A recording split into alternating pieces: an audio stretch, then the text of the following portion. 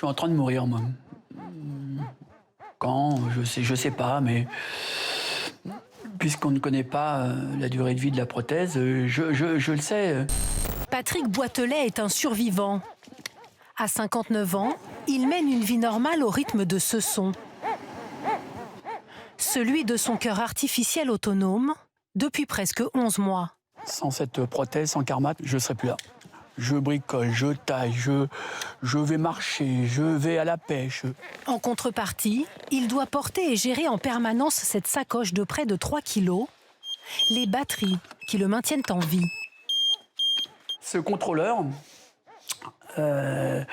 alimente ma prothèse.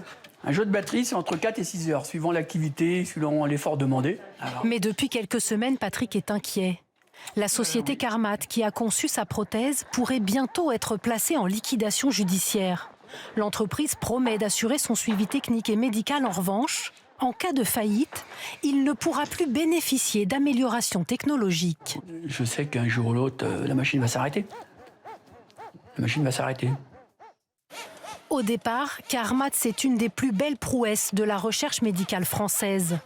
La première prothèse est implantée en décembre 2013 sur un patient de 76 ans. Il ne survit que 2 mois et demi, mais l'espoir est là. En 12 ans, 108 patients bénéficient de ce cœur artificiel dans 17 pays.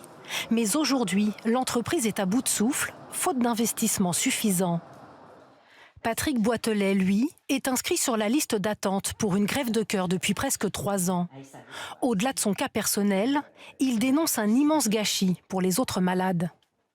Les gens qui ne vont pas être greffés, enfin qui n'auront pas eu l'implantation de cette machine, s'ils n'ont pas le greffon, dans les 10 jours, 14 jours, c'est fini. C'est fini pour eux. La décision sur l'avenir de la société Carmat sera rendue le 25 novembre prochain. Les potentiels repreneurs ont un peu plus d'1 mois pour se manifester.